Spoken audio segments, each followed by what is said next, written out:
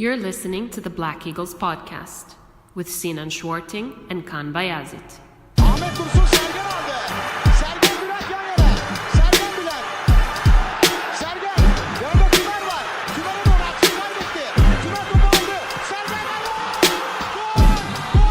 Gol. Sergen attı. Sergen attı. Şampiyonluk geldi. Sergen attı. Şampiyonluk geldi. İbrahim'in pası. Yuma. Şimdi Ahmet. İkinci gole gidiyor Beşiktaş. Ahmet. Ready?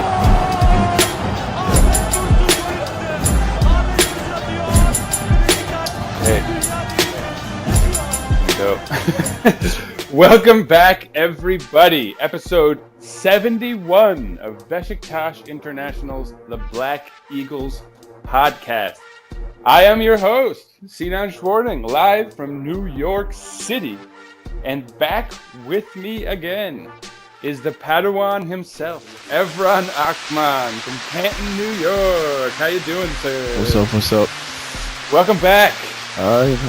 Chilling. Yeah, you've become a little more than a substitute teacher at this point, I think we can say. Yeah, I'm an interim manager. Yeah, whoa, manager, take it easy over there. Yeah, no, but it is, you are definitely a co-host, I think we can say, senor. So welcome to the team, officially, I guess. For those of you who are waiting for Khan, he will be back. Next week, we have a special episode in store to coincide with the final match day of the season.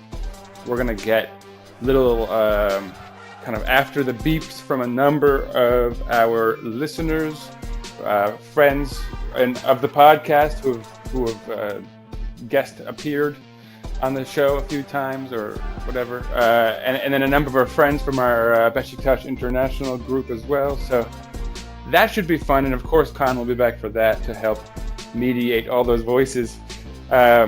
But here we were, Evran. This was, of course, going to be kind of the deciding match, and we were on the road in Trabzon. What did you think, Evran, going into this match? What were your thoughts? I knew it was going to be a tough game. Trabzon's a good team and they always play well, but I've seen them choke before in the recent games against other big teams, so I thought that we could hopefully pull out another result and keep the pressure on for second place. But indeed, and we'll obviously talk about that. Results have come in since our match that pertain to that whole thing, the whole second place thing or whatever. But of course, it would be irrelevant if we didn't get a result against Trabzon. And a little correction from last week, I said that we were in the clear, I think I said we were safe from getting caught up on by Trabzon, but of course that is actually not true. We were almost safe. But so we had a 5-point lead going into this match, which meant that if Trabzon beat us, then they could actually theoretically still pass us into second place should we not get a result in the final match day. But of course, with a draw or a win, we would confirm third place at the very least. So there was something to say for this match. There was something riding on it. Well, I mean, Evran, let's be realistic here, and of course, we don't want to spoil anything, but at the same time, we know how things have shaken out. So, try to erase what's happened. Going into this match, did you really realistically think that we could potentially still win a title or at the very least get into second?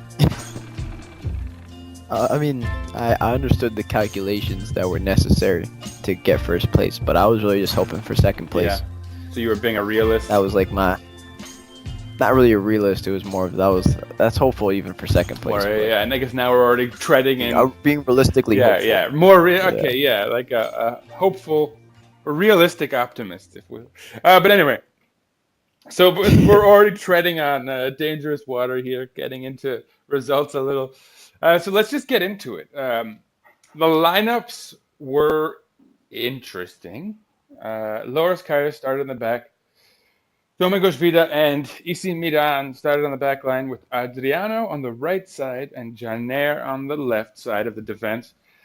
In the midfield, we saw Atiba Hutchinson and Gary Medel starting at the back of the midfield with Adem Ljajic at the number 10 and Quaresma on the right side and Guven Yalcin on the left with Burak Yilmaz up front. Now, at its face, it's not like a crazy lineup, nothing too drastic. But of course, the big change is having Medel and Atiba on the back line of the of the midfield together. Interesting move. What are your thoughts, Evran, about that lineup? Well, with Dorukan injured, I guess it was logical. Someone else had to come in, and I was just happy it wasn't Necip, to be honest. Yeah, I guess there was a silver lining to that. Yeah, of course you want to see a central midfielder playing alongside Atiba, and so I don't think it's. Oğuzhan is probably Yeah, there. exactly. I was going to say it's not irrational to want to have seen Ozan playing there. Of course, he hasn't played in quite a while, so it's maybe not. Yeah, well, we're talking about realism and all of that. Perhaps not the most realistic thing to expect, but could have been called for. Anyway, that was it for the lineups. Did you have any thoughts on Trabzon going into it? I don't want to go over their whole lineup, but They basically put out their strongest team. yeah, Sometimes they were putting an Ekuban up in midfield, but I think overall this is their best team, especially considering the players they sold. So yeah, it's still weird to see Urcan as their keeper. So yeah, I thought, like, remember, it was only like a few years ago, I guess, where they had two very good starting caliber, like national team caliber keepers, and they didn't really, it was like a surplus of talent, and here they are. Anyway, God, that was already a long time ago. I feel like I just realized how old I was, because Toga was on Trabzon, what, 5 years ago? oh yeah, when they had Tolga and Onur. yeah, that was a while ago. 5 years? Yeah, they just had Onur the past few years. 5 years. But yeah, probably something Four- like that. 4 2013. years maybe, if I'm lucky. Anyway, yeah. But so let's talk about this match. Let's go into the details a little bit. So right off the bat, I mean, the first half was ugly, especially if you're a Beşiktaş fan. I think Trabzon looked the more likely to strike, but nothing happened. Throughout the whole half, not a goal was scored. We went into halftime at 0-0.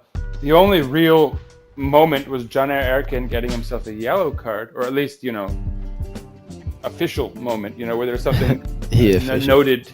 But, of course, there was a lot of action that was not officially noted. And Evran, I'll hand it over to you as our color commentator. I mean, what were the big moments of that half that you recall specifically?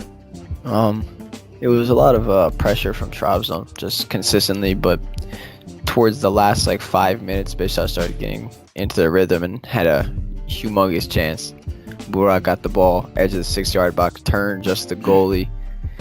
Goalie closed him down, but he still had time to do something, but he kind of rushed the shot, fell as he was shooting, and the goalie saved it. So that was the biggest chance of the half. Yeah, ironically, right? Just a lot of constant pressure from Trabzon. Yeah, The first 40 minutes. Karius made a couple saves. I think thematically that would sort of represent his day. He did pretty well. Yeah, and the irony, I think, was that it's absolutely true that Burak had the best chance of the half and probably should have scored if we're looking at this all in a vacuum, considering how he's played of late for Beşiktaş and all. So it would have been very unjust if Beşiktaş had scored there because they were clearly outclassed for much of the half. But at the same time, it's really hard to argue that wasn't the best opportunity of the half. So that unfortunately it didn't go down that way. And yeah, they went into the half at 0-0. At halftime, Beşiktaş made 2 subs. And this is where things started getting a little weird. So Kagawa came in for Adriano officially, and Necip came in for Gary Medel. Of course, that's weird because in fact, Necip slid to the right back's position for where Adriano was. So I don't know why that wasn't just a clear swap. Maybe they just didn't put them out in the right order or something, because they were putting them both on at the same time.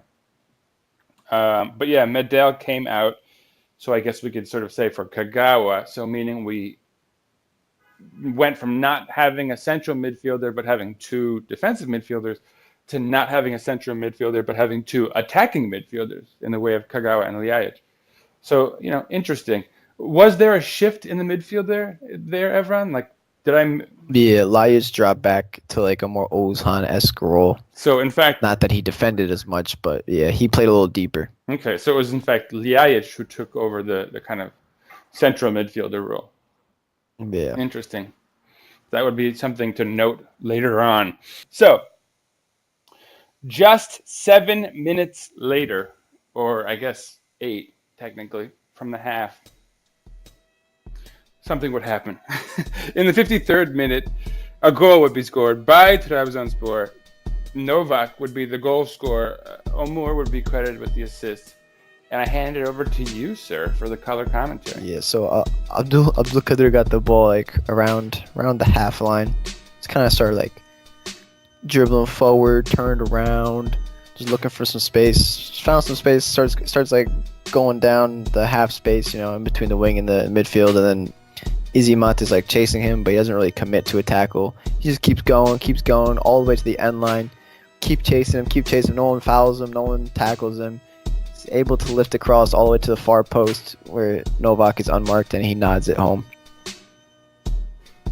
Yeah, and I think I remember someone in our group criticizing Izimat, but I had then kind of quickly reviewed it, and I thought it was a little unfair to put that on him because we've actually seen this before where just a few weeks ago we had the same talk, but Izimat was covering him. Maybe he could have been a little bit more aggressive to try to take the ball off, but someone came up to support from the back line, and so Izimat eased off, I think, thinking he was sort of covered, and it was another one of those scenarios where then that backfired, and there was a miscommunication or something. I think it may have been Janer.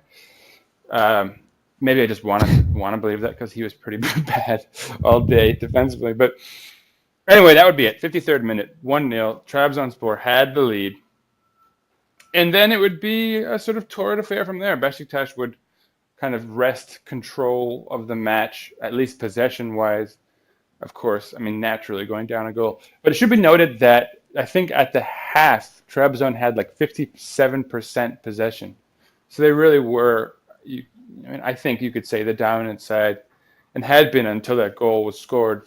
And then possession switched almost immediately, and Beşiktaş started staying on the ball quite a bit. And for a brief moment, things looked good between Shinji Kagawa, Adem Ljajic, and Atiba Hutchinson, interestingly. They were passing fluidly. I was intrigued. We've long been hoping for the Ljajic-Kagawa combination to work somehow.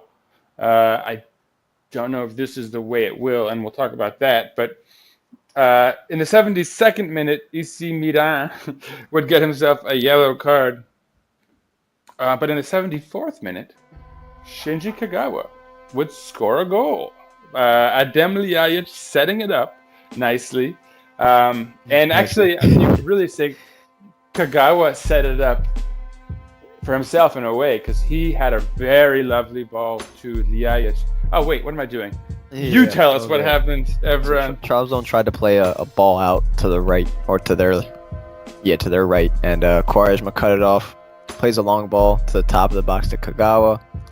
Kagawa turns, slots in Ljajic. Ljajic has like good chance to shoot, starts to try do something nice with it, but then he just started stumbling on the ball. Chaos kind of ensues. Everyone kind of expected him to shoot, then the defender dives in, the goalie comes out, and the ball just kind of starts spilling around, bounces off the defender, falls back to Ljajic, and he just toe pokes it. Goalie was already out of the ball trying to claim it, so Kagawa just had a pretty simple, not a simple tap in, but almost open goal, and he just passed it right in. Yeah, that's exactly what happened. And what I had sort of started to do when I was stealing your job there temporarily was talk about Kagawa's pass to Ljajic, which was very nice. And I think Ljajic probably could have one-timed it, but he got a little too fancy, almost screwed things up. But he did recover, and it was clearly a a nice little pass in the end to set Kagawa up for an easy goal. Yeah. In the midst of that chaos. You're not a Game of Thrones guy, Evran, but there's a character named Littlefinger who talks about chaos being a ladder. That some people some people thrive in chaos, and so they can use that as an opportunity to succeed. Anyway, but so this was the case.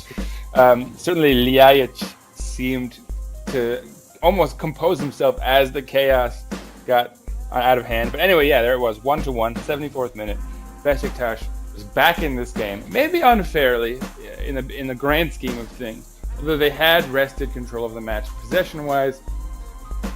And there it was, in Trabzon, Beşiktaş looking to get a result. And then from there on, right after that goal, it looked for a brief, shiny moment like that midfield combination was really something to write home about. There was great fluidity there, communication, the experience of Atiba and Kagawa looked to be turning into something. They were seeing each other, kind of before they were doing things. Like they had but literally, like in one terrible fall from grace in the 77th minute, literally in that exact pairing and combination I was talking about, where they were passing fluidly amongst themselves, something happened, and Trabzon scored to take the lead. And I'll hand it over to you, man. Tell us what happened as you see it. Kagawa was like kind of dropped deep with the ball, like the deepest midfielder. Tried to turn out, and then he was dispossessed, unfortunately, in a kind of dangerous position. I actually want to correct you on there. It's been looked into that it was 75 yards from the other side's goal, so it should not necessarily have been a particularly dangerous It wasn't position. like a guaranteed goal, but it was certainly not a position where it's ideal to lose the ball when you're the deepest midfielder. So Trabzon basically had a free run at the back four from a long way. Yusuf kept kind of like dropping back, containing, and then Yusuf Yazic had an open shot from about 23, 24 yards, just curled it right in to the top corner. Carey's got a slight fingertip on it, but can only tip it onto the post, and that was 2-1. Yeah, and we'll probably have to talk about this at greater length, but I still feel that the problem there was positional in that, clearly we're moving forward, but there's got to be, like you had mentioned earlier, that Adem Ljajic was the man who'd been sort of transitioned into that, number 8 role or whatever it is. So, and then not even that alone. There's got to be a defender in that space behind Kagawa, even just as support for him to pass to, if it comes to that. But I think a lot of people are quick to criticize Kagawa for letting up that possession, and of course it's not ideal to ever do so. But I still feel like positionally there was something not going on right there. And there are a number of guys you can look at on the back line. I think it's EC Mat who is on the left side. Yeah, in the typically. back. And then Janer also clearly when you're in the attack, you expect your fullbacks to be going forward a little bit, but then you also might expect them to be pacey enough. And Janer should be, really, if you think about it, to be able to make up for ground they've lost, by going forward, if they're going to go forward, which is really Janer's biggest problem as a player, if we're going to be a little bit more generalizing in this analysis. He has always struggled to make up for his desire to go forward, which, anyway, we'll talk about later more. But, so as things stood, there it was, 77th minute, Trabzon is down 2-1. Trabzon is up 2-1. Beşiktaş, we are down by a goal. In the 85th minute, Ekuban would come into the match for Rodallega, who actually, I'm going to go on the record as saying, made my list. He had a few really terrible flops, but there was one in particular where I just decided I don't like this character. I really didn't. He's a pretty good player. He's very serviceable. I don't see the need for him to do that stuff, or anyone. It's a trait that I've disliked footballers my whole life. But anyway, in the 87th minute, Amiri would come in for Parmak. They've clearly decided to sit back a little more. Naturally, they're up a goal here. It's an important result for them and keeps them in contention for third place. In the 88th minute, Guven Yalchin would come out for Jermaine Lenz. In the 91st minute, Sosa got himself a yellow card, and Amiri. In the 94th minute, Yusuf Yazigi would get himself a yellow card. And in the 95th minute, he would come out of the match for Akpinar. And that would be how it would end. Somehow they made a sub at the exact same time the match ended. So I guess it must have been a matter of seconds before they blew the whistle there. But there it was. Beşiktaş lost 2-1 in Trabzon. I mean, it's not a result that you would say is incomprehensible, generally speaking, right? Yeah. Trabzon's a pretty good side. You're on the road. They have a very serious fan base.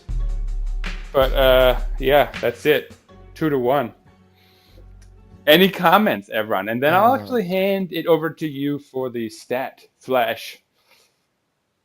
Yeah, it was. I mean, it was kind of like we sucked the first half, and then if we got lucky, maybe we would have scored one, but wasn't meant to be. And then the second half, we started looking better. Then we conceded right away. Well, not right away, but it was just we didn't start well, and then when things started to go our way, we conceded at the wrong time. Kind of lost our momentum. Finally equalized, and then managed to concede again a minute later. They also hit the post 30 seconds after they scored, or we scored.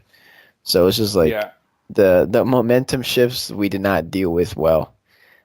Come out of the half or to right after we scored to continue going strong. It was one of those games that we could have got lucky in, but in the end they deserved to win. What are your thoughts? I mean, I think one has to look at the subs, right? Because on the one hand, the team was playing very poorly in the first half. They made subs and then were playing better. But B, on the other hand, they also immediately relinquished a goal and ultimately lost the game with those changes in place. I mean, maybe this is a talking point that we'll have to talk about after we do once we start our analysis. But so don't answer that question. Everyone, tell me a little bit about the stats here. All right, well, I got my nerdy stats, so we can go a little crazy. I'll start with the more basic ones. Nice. Everyone else understands. Stat nerd. So we had overall in the whole game 57.8% possession compared to their 42, but they took 19 shots to our 8, and we had an equal amount of quote unquote big chances, but obviously they had more overall chances by a large margin. We had an 84% pass success, which is one of our better ones. Yeah, generally a good sign. Yeah, but we did more passes in our own half than their half, and they completed more passes in our half than their own half. So if you can see where the possession was being played, they were a little more progressive with their possession. Now getting on to my nerd stats. Nice. They beat us 2-1, and the distribution of chances on average would say that was fair because they were expected to score 2.3 goals, we were expected to score 1.5. So can't say it was 2-1. Yeah, can't say it was too unfair. We did not have we had almost 0 expected goals until Burak's chance in the about 43rd minute, but that was actually obviously a massive chance. Yeah. But in the second half, we were much better in the first half in terms of creating chances. But it was, again, kind of like the Gala game where we didn't do anything in the first half and came back to bite us. In terms of the passing, the pass maps, if you look at the average touches of each player's position, obviously I can't show you the picture, but Trabzon has this, it looks normal, but our team is a bit out there because instead of Burak being the highest up on his field, his average touch was actually in the midfield, right next to Lajic's average touch position, and also right next to Güven's average touch position, which is they're all clumped Quaresma's actually had the highest average like position on the field of touching the ball, which is not good because it shows you that we were not really effective at transitioning into that final third. And despite the fact that, as I'll talk about later, I didn't think he actually had a great game, but Adem Ljajic passes contributed the most to the chances that we did create. Yeah, makes sense. But yeah, and Sosa had an excellent game statistically. Like really, I'm not gonna go crazy on him, but he was very good visually, and then when you look at the stats, just everything was not off the charts, but very good. Yeah, I mean, I don't even really know what to say about those stats, if I'm going to be honest. It's weird that in the end we ended with like that much possession, 58% or whatever it was, compared to them, given how clearly lopsided it had been the opposite way in the first half.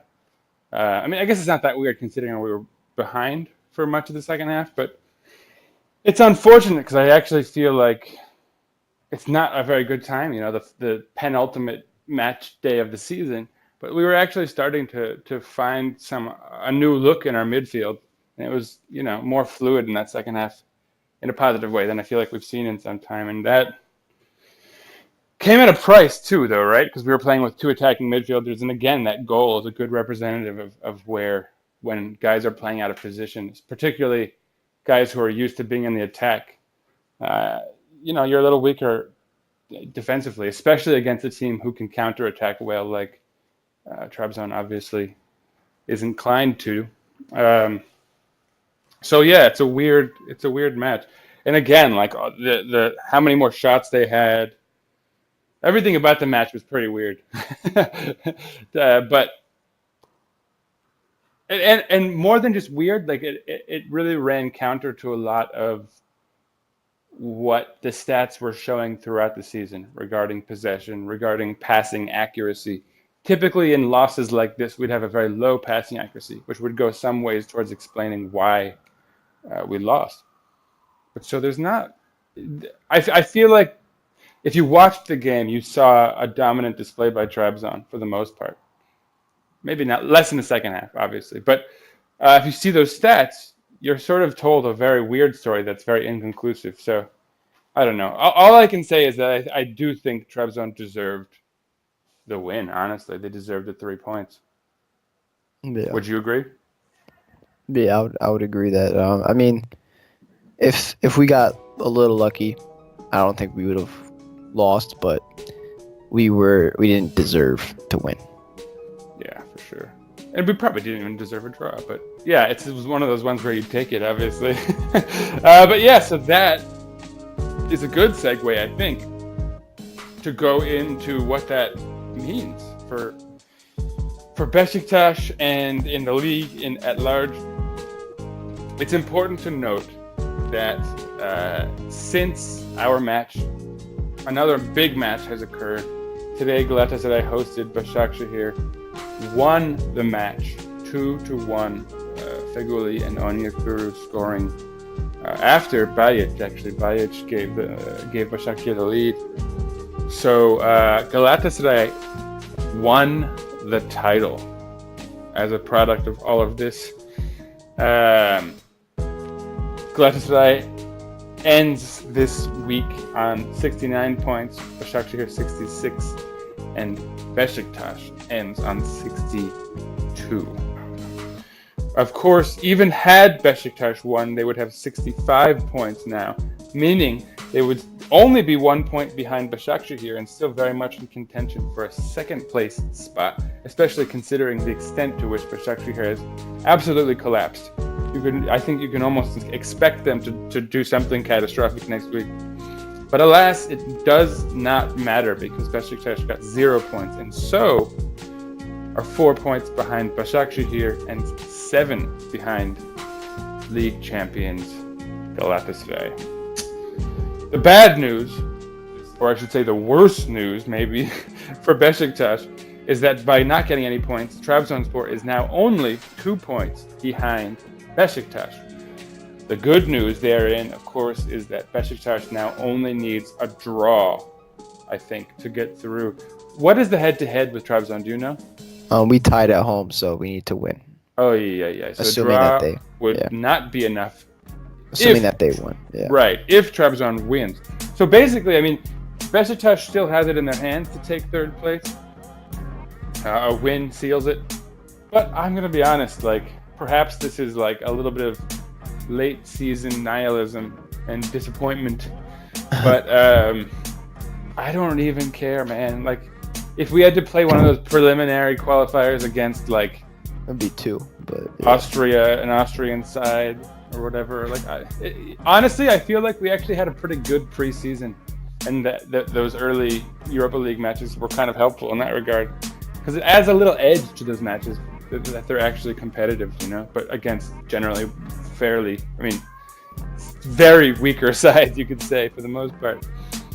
So I don't really care that much about fourth. Obviously, you want to get third, and you want to have the direct route to the Europa League group stages and all of that.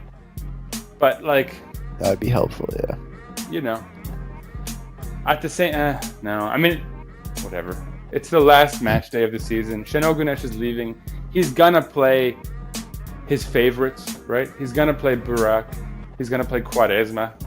Maybe. He's probably gonna play Necip. You know it, man. Yeah, in the like lone striker He'll position. put Peknemek on the wing just to, Or he'll put Necip in the goal just like to hurt Karius's ego one last time before he leaves with his psychological terrorism. No, I'm kidding. But yeah, so that's it.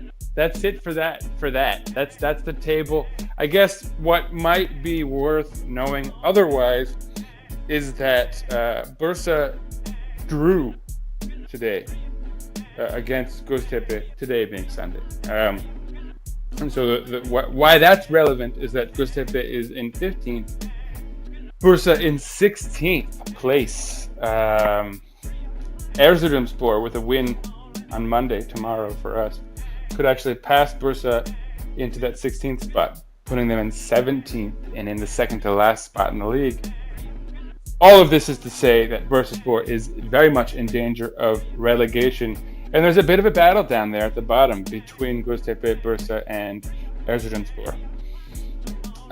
In theory, Ankaragücü could enter that fray with a loss on Monday. It'd be interesting.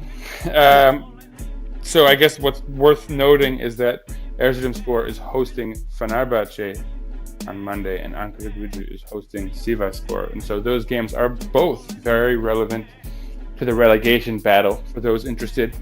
And so I'll point all of you guys to our once proud co-host Kaan and his podcast, Football a la Turca.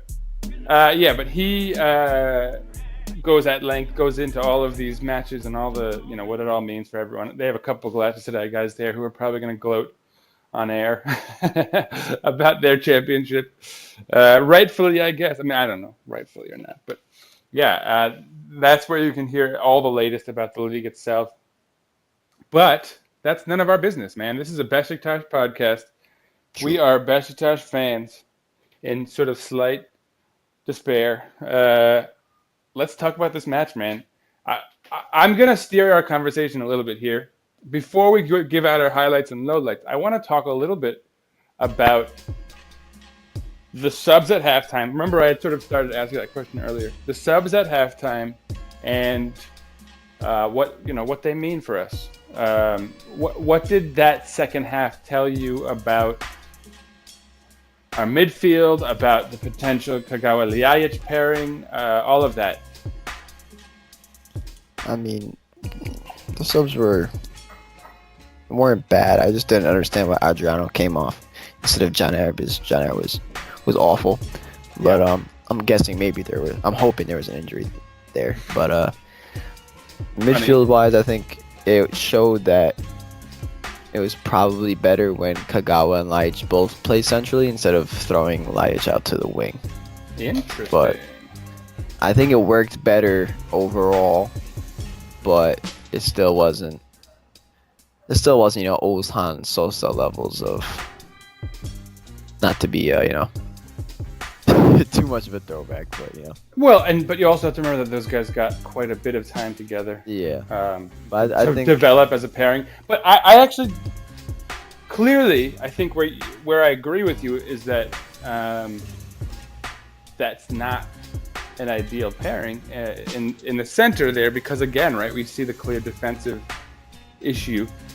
I still don't like. I think that you can play if you have a great winger on the other flank, like on the right side. like Quaresma. Yeah, or someone. And actually, I'll be honest with you. I actually like the rapport on the pitch that guys like Quaresma have with Ljajic and Kagawa, because they all have that creative flair, and they're all looking to do something special, you know, and so they're actually looking at each other to do things like as well, make moves that people don't expect. And so you always see that creative flair. I think it brings it out in all of them all the more when they're on the pitch. But so my point being, and maybe it is Quaresma. I mean, given his age and all of that, maybe not. But you definitely need someone who can stay on the wing and cross the ball well and like stick to his duties there. And if you have that in place on one side, I feel like you can afford to have a guy like Ljajic on the left side straying inside, almost like Babel did, honestly, but even more with the intent to distribute and play as a kind of attacking midfielder. And then you can still have, you know, a defensive midfielder and a central midfielder. The problem, I don't think we have that central midfielder right now. On paper, right, Ozzy would be the man. Yeah. But for some reason, Şenol Güneş was like allergic to even seeing how he would play with those guys. So I don't know what that means. What I'm saying is I don't think Kagawa and Ljajic work unless we have a central midfielder who is sort of defensively inclined, but at the same time can come up and support and distribute the ball well. You know, who's not gonna be attacking the goal necessarily, right? I don't think Dorukhan is that man. I've said before, I think his inclination is more defensive, and he's good on that role. He like when he's charging back and taking the ball off guys, he's excellent. He can cover distance well, and I mean, but I don't know. I still feel like we have an issue there. I don't think Dorukhan is an ideal defensive midfielder because he's not particularly good at holding the ball where he needs to and like shielding guys off of it, and then, you know, kind of control, like calming down the tempo when it's required. We still kind of need Atiba for that. Whenever Atiba played, we reached the 80% passing accuracy mark, and whenever he didn't, we didn't. I don't know if that's like official, but that's that's one benefit of doing these stat flashes every week is it's like a definite trend. That his impact in that regard is huge still. So I don't know what we do without an Atiba, and I don't think Dorukhan yet fulfills all of those, you know, checks all the boxes that Atiba does. So there's kind of a problem there in our midfield, if I'm going to be honest.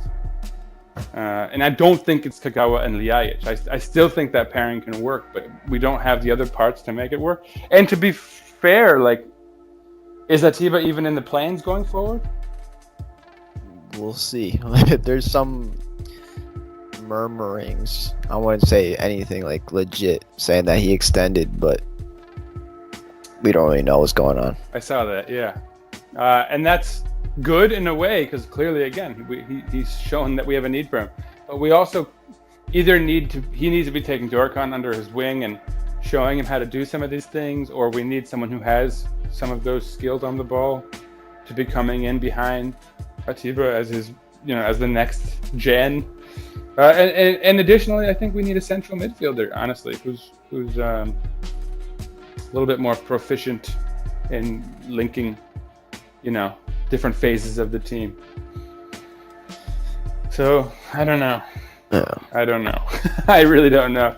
And I the problem with saying that we should just give up on Ljajic and Kagawa is that that's really where the talent is in our midfield right now. If anything, it's the other parts that really need to be fixed in the off season one way or another. And if it means a new coach re-sparking Ozan's like passion for, whatever. I don't even really know what happened with Ozan. I mean, quickly, everyone, before we move on to the next topic, what are your thoughts on Ozan?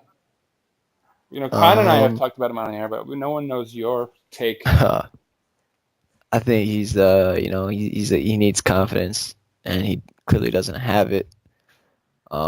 He hasn't been good for a while now, but it's been like a steady decline. I think I still want him. I don't think it's worth giving up on him just yet. Yeah. I don't know if last week we hinted at rumors with Everton. Those have heated up. Now they're like reporting that they're going to be able to get him for a cut rate price. And in theory, right, he played like not at all this season, so that would be how it would go. Yeah, especially in the second half, he hasn't played. But if anything, that's reason not to sell him. We want to maybe get his price tag up again. But yeah, I mean, that's my thoughts about the midfield, honestly. I still, if there is one positive note to take from yesterday's match, I feel like we saw that there's some way probably for someone to make the Ljajic-Kagawa thing work should they decide to bring in both guys. And this is actually a perfect segue to a news item that I'll briefly mention before we dish out our highlights and lowlights and wrap this sucker up. The news item is that Beşiktaş has somehow cleared FFP regulations. They can now spend freely. There's no more break-even analysis that has to be done. There's no more, right, you have to sell enough in order to buy. There's none of that. And the benefit here, of course, is that that's not even true of Galatasaray or Fenerbahce, Trabzonspor. All of our rivals are still under those regulations currently going into next season. Somehow Galatasaray still spends like their money's burning a hole in their wallets, but somehow that's going to have to catch up to them. It's not particularly helpful that they're going to get Champions League money now, of course, 40 million euros to be precise. But hey, that's good news. It means that the potential for us to be able to splurge on Ljajic and maybe Kagawa and hopefully, and this is a question we got some user questions, and one of them is this we're gonna have to talk about briefly. But so before I do that, because I don't want to steal thunder from that segment, quickly, Evran, who's your highlight? Who's your low light? Low light would I'm just gonna go with John Ayer just because I feel like he just wasn't good. I was gonna say him, yeah. Damn. It's terrible. Highlight.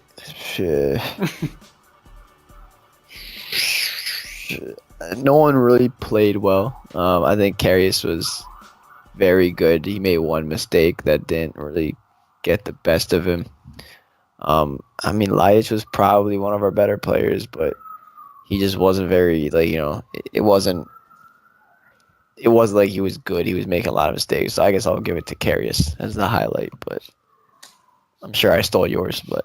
You got literally both of mine, man. It's such garbage what you just did there. Yeah, no, absolutely. John Ayer definitely. John Ayer Erkin is absolutely the man to call out today.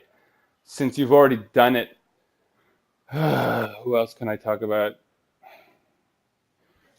Isimat Miran had a pretty bad game. I don't blame him for as much as others do, though.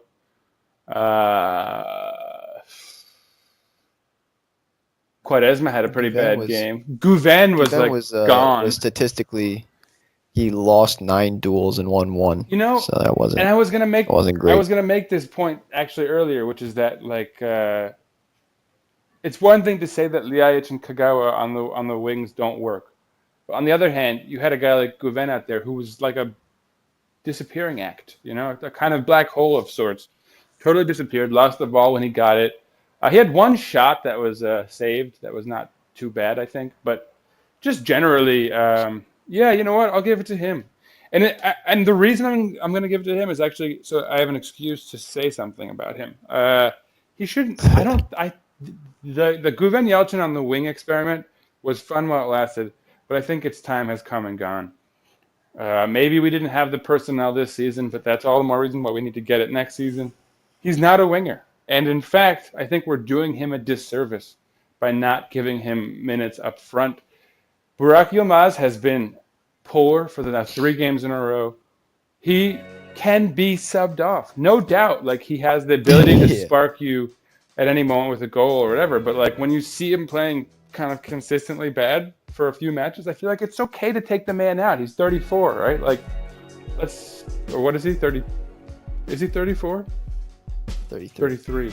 Turning 34 this summer. It's gonna be, yeah. I mean, look, it's okay to take the man out. In fact, you know what? No, I'm gonna give Burak Yilmaz today's low light. God, you could really just dish it out to anyone, it seems like. But no, I am gonna give it to Burak Yilmaz because he was poor again. And I think it's okay for us to acknowledge, like, yes, he's a very good, effective, efficient goal scorer, but he's also prone to these matches. And like, from, I think it was like the 20th or 30th minute, I already saw him not making the effort to run onto balls and then yelling at guys for passing to him, like, not directly to his feet, but like, dude, run onto the ball. They're trying to force you into making a run because you're not showing the initiative. And that was definitely the case today. And whenever he starts gesturing to his own player, like, you know, it's generally a bad sign of things to come for him. So that's my low light. My highlight, I think Karius had a very good game. Ljajic was good. You can't give it to Kagawa because he had a nice goal, but he didn't play much, and B, he let the ball up that resulted in them scoring the winner. You know who I'm going to give it to? Domagoj Vida. Just because why not? He didn't do anything wrong, really. And he had like 2 very nice slide tackles that you overlook in a match like this because we lost, and where so many mistakes were made. I don't think he made them. So here's to you, blonde ponytail. And that's it. That's it. Except, Evran, we have some questions. We have some good fan questions today. And I'm going to hand them over to you because I feel like I've talked a lot this episode. And so, number 1. Which one should I go with first? They're both really good questions. And I feel like they might take too much time for us to answer, but let's see what we can do here. All right, first I'll just do it in chronological order. So first, Hitman683, at Hitman683, who's been a fan and follower of the podcast, I think, for some time. We always have nice interactions on Twitter, I guess we could say. His question is a twofold one. 1, if you had the money, what positions would you strengthen in the summer? And 2, who would you rather keep, Ljajic or Kagawa? So, sir, you answer first. Well, I think you'd have to say in most need is at least one more winger and at least probably a left back and a right back. Or that's probably what we need the most depth in. But and then if I had to keep Ljajic or Kagawa, Ljajic is younger. We already kind of have a lot of money tied up into him with the clause, and I just think he's probably more likely just to have resale value. I think it makes the most sense if I had to pick one. I think both might be able to work, but Ljajic is plan A. Yeah, I mean, I call to mind that famous gif of the little Latin American girl who says, "¿Por qué no los dos? Why not both?" And then the town picks her up on their shoulders. I think it's a commercial for like taco shells or something. But yeah, hard tacos and soft tacos. But yeah, why not both, man? I like the idea of keeping them both. Naturally, I think we would all be inclined towards Ljajic just because of his performance this season, his youth, potential resale value, all of that. But on the other hand, Kagawa has a lot of value financially in terms of all these interactions in Japan and keeping that fan base interested in the club and keeping the hopefully we'll have some nice new jerseys, some shirts coming in for this next season. And so, that's when you'd really want to capitalize on this new venture east. So if we do lose Kagawa, I hope we'll then at least maybe replace him with another Japanese player so we can keep that going. Although I will say Kagawa, because of his sort of historic status in Japan as a maybe all-time great for them, probably gives him more value in that regard, in that market, than like a Gotoku Sakai or Hasebe or something like that, right? What positions? I think you pretty much covered it. I would maybe argue we need 2 wingers. One of them may be more of a prospect, but for depth, because it's not. We don't just need another winger. We also need someone to sub in, especially if we're keeping Quaresma, who's certainly not getting any younger. So I would say 2 wingers. I agree with you. We need fullbacks. Priority being on the left side. Janer is not the answer. Adriano also getting old. Gökhan Gönül has some spark left in him, but he's also quite old and injury prone. So yeah, 2 fullbacks. A lot of people think we need to replace Isimat Mirin. I would argue that it's far more important that if we can even bring in another player beyond all of these who we've mentioned, we also need depth at striker, right? Because if Burak Yilmaz goes down, which he is chronically injured, We have Guven. I guess Kyle Guven, Lair. Guven. Yeah, you know what? Keep Guven. I was thinking Kyle Lair, but yeah, fair enough. We do have Guven, and I was just talking about how he needs to be given time as a striker. So yeah, good. Forget that. And Umut Nair's out on loan also, so yeah, we technically have some. Not even. Sure, he's a good third option or whatever. But so yeah. What that leaves me with is if we have room for more than the wings and flanks defensively, I would suggest more than replacing Isimat Mirin, we should think about getting a central midfielder, defensive midfielder, maybe a guy who can kind of cover both. Think about like Nuri Sahin, right? He'd be I feel like he'd be perfect.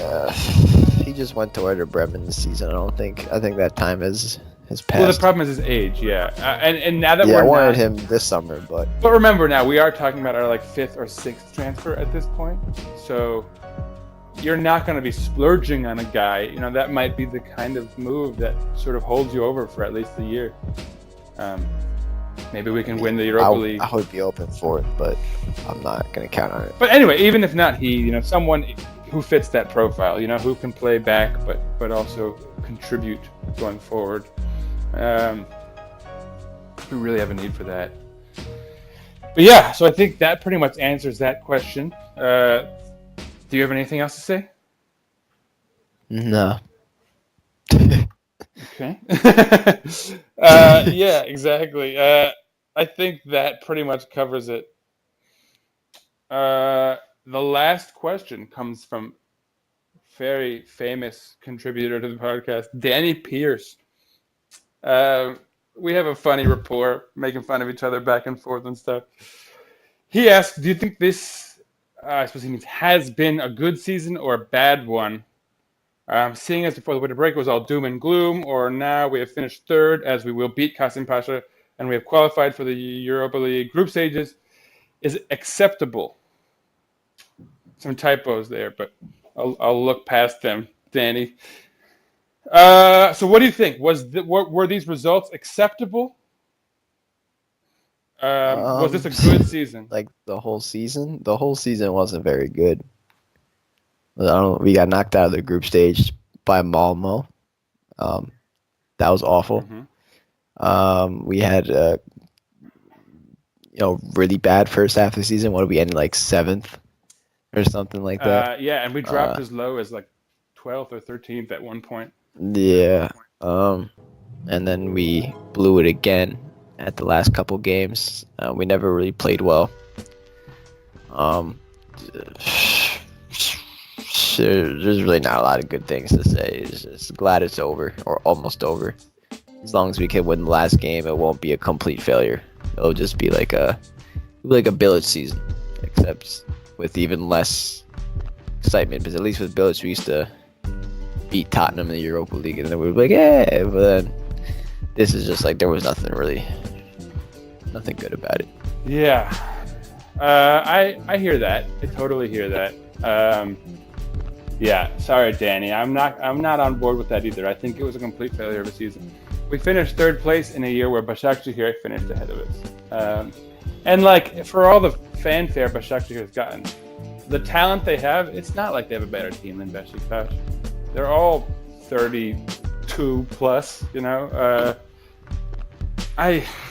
Their collapse shows the perhaps age and stamina became an issue, but beyond that, it shows that their fortitude wasn't there. All in all, not a good look, I think we can say, from the team. Third place is never, you know, a quote-unquote acceptable result for a club like Beşiktaş. We're always trying to win a championship. This seems like it was a good year to do it, honestly, if you consider who finished ahead of us and how they played throughout the year. So I'm going to take this L personally, and I'm looking forward to seeing new blood up top, you know, in our manager position. I don't think Şenol Güneş. If anything, what I mean to say is I think he's done his legacy poorly this season. He's not helped how he'll be viewed long term. He'll still be seen as a club legend, having won 2 titles with us and all that, and we'll probably hire him in like 5 years when we're out of answers yet again, as we tend to do. You know, Lucescu being an example, perhaps. But yeah, when all things are said and done, I don't think this was a good year at all, and I don't think it was acceptable. And I don't know that we can really immediately write off Kasımpaşa next week and assume we're going to win, because we're probably a bit low on morale, having watched Galatasaray set off fireworks across the bay and all of that. But so yeah, man, Evran, that's it. We've answered all the questions. We've talked all about the match.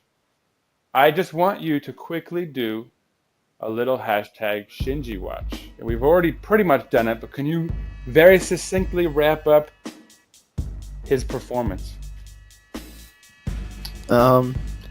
It came in at halftime, had like a positive-ish, I'll say positive impact. We looked better as a team, but it was a little bit too little, too late kind of thing. And then when he did score the equalizer, he unfortunately contributed to the goal we had conceded. So it's kind of like, you can't blame him, but it doesn't exactly. It doesn't help, right? Well, it didn't help. So it certainly prevents you from giving him like a man of the match by any stretch. Yeah. So yeah, I think overall he showed he was better. Like with him and Laius, it was better offensively, but it still wasn't. There's still something lacking. It wasn't his fault exactly, but it wasn't. He didn't do enough for me to be like, oh my god. We need Kagawa now. Yeah. Especially for the amount he'll cost and his age and all those things. Well, and here's a positive note on that. He might not. It's if the price is right kind of thing. You know? Right, and one benefit of him having come off the bench this whole season for Beşiktaş is that may have driven down his cost. And that may have been the intention. He clearly had the quality to have been fit into the squad somehow. But I think maybe, and this might be wishful thinking, giving them more credit than they deserve, but perhaps they intentionally kind of diminished his value so that he'd come real cheap if they did decide to, you know. And there's been a lot of talk of him maybe they're an agreement already being in place that Beşiktaş could afford. The main question, I think, is does he want to stick around if there's the chance he doesn't start? Yeah. He'd probably need some sort of an assurance, which he couldn't get since we don't even technically have a manager in place for next season. So that, you know, there are some things that will have to be resolved clearly, but yeah, I don't know. All in all, I'm more in favor of us trying to keep him, and you know, it's a talent that, like, given where we are, I don't think we can really pass up on. If he's there for us to take. But yeah, hopefully next week we'll see something. He'll get maybe a full match to wrap up the season. Yeah, with all 25 fans in the stadium. Yeah, exactly. Poor guy. He probably thought this would go a little better. Although, I mean, he came to a side that was doing much worse than the table, and here we are, much better. Yeah. So you couldn't say it's because of him, but he did score 4 goals. He has a very good rate of goals per minute on the pitch, I think. Yeah. I mean, not that he's been bad in any way. I just think it wasn't what we all hoped for, what we needed. We needed something like for him to carry the team on his back. I think that's what kind of like some of the expectations were. And instead, he was just good. Yeah.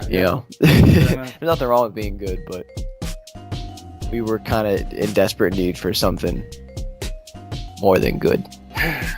Indeed, that you can definitely say that much. Yeah, man. Closing thoughts, Evran. So I guess before we officially close out, first of all, we need to talk a little bit about next week. So, as I've slightly alluded to already, we have Kasim Pasha next week. Kasim Pasha is coming to Vodafone Park Sunday.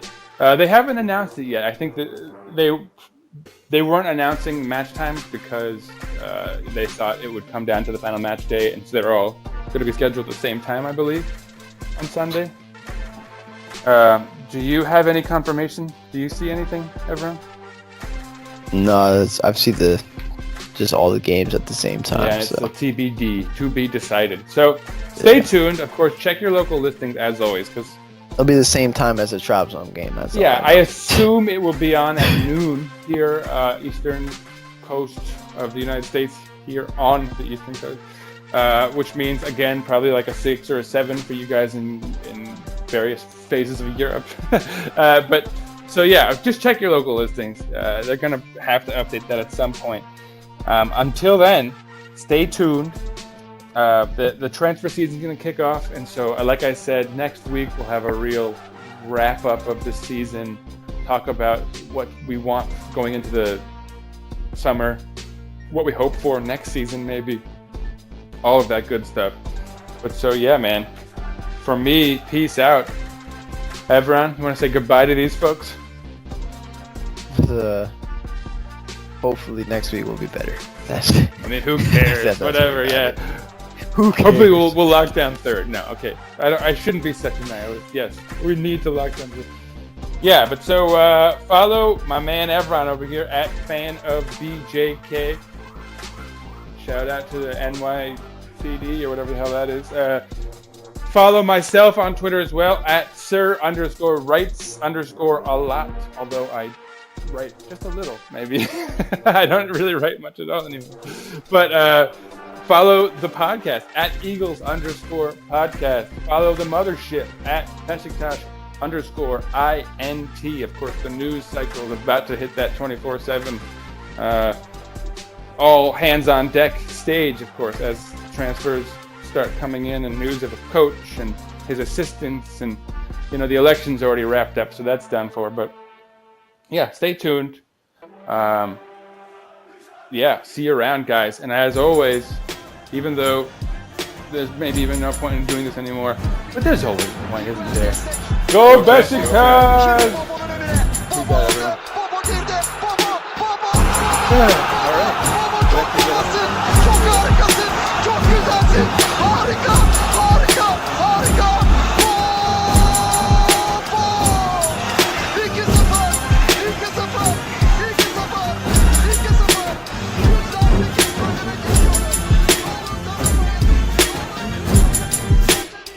Yoldan geldi. Dışarı attı. Goodbye Liverpool. Goodbye. Beşiktaş Liverpool'a gidiyor. Kara Kartal sahaya geliyor.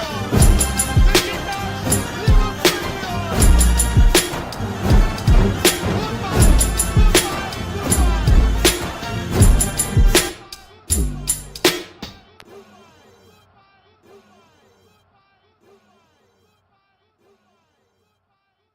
Beşiktaş International hopes you enjoyed this program.